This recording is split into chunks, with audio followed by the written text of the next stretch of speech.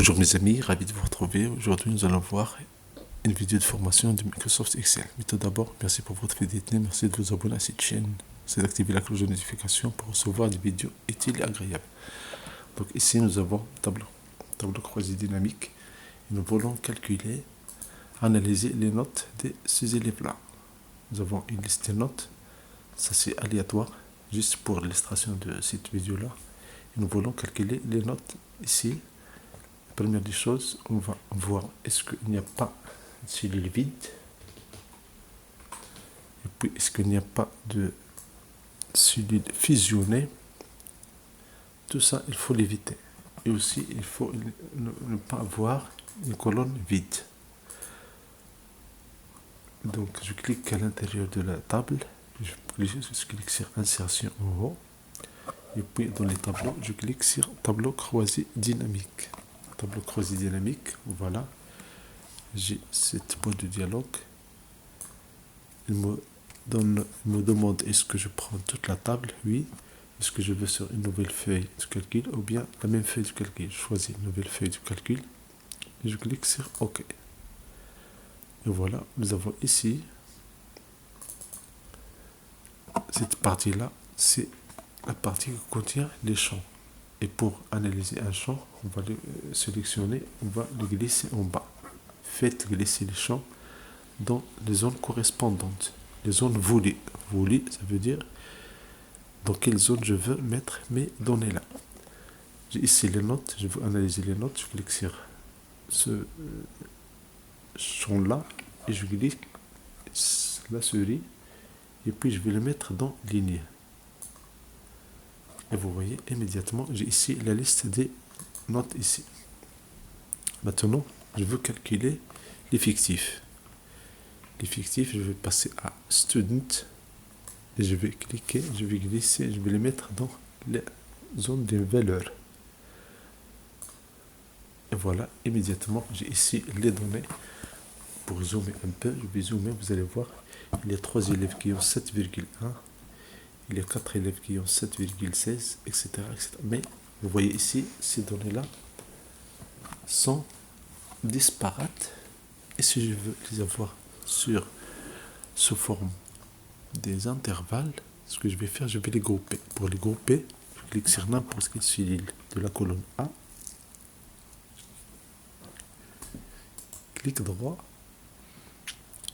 Donc clic droit, il y a ici grouper. Grouper. Immédiatement, j'ai cette boîte de dialogue.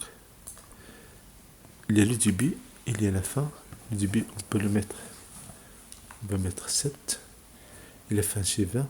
Mais les pas, on peut changer les pas. Si je mets par exemple 2,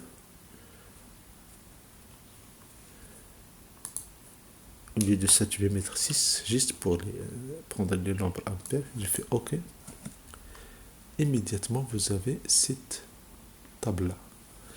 Donc, entre 6 et 8, j'ai 26 élèves. Et à partir de 10, j'ai 63 élèves. Entre 18 et 20, j'ai 59 élèves. Ça, si je veux, juste par le pas de 2.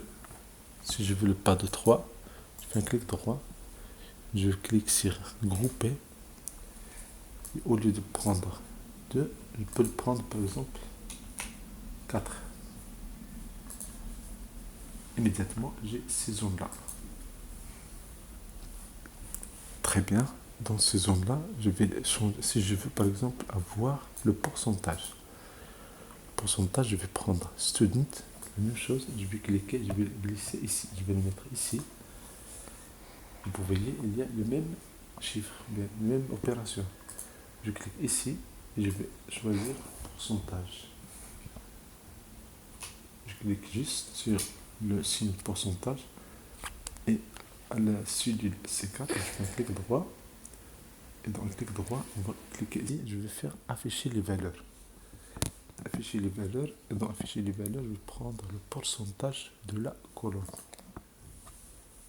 Et voilà, c'est immédiat sans formule. Donc j'ai un quart des élèves qui ont moins de 10 et 75% des élèves, ils ont plus de 10. Pourquoi on appelle ça dynamique? Parce que ça peut changer.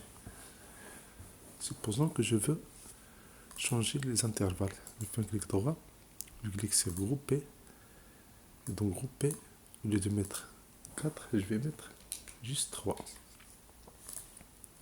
Et voilà, j'ai le pourcentage ici. C'est immédiat et c'est rapide. Merci de vous abonner à cette chaîne, merci pour votre temps, merci pour vos images. C'est toujours un plaisir de vous avoir parmi les abonnés de cette chaîne. Merci d'activer la cloche de notification. C'est avec plaisir de vous aider, de partager avec vous ces astuces. Merci et bonne journée.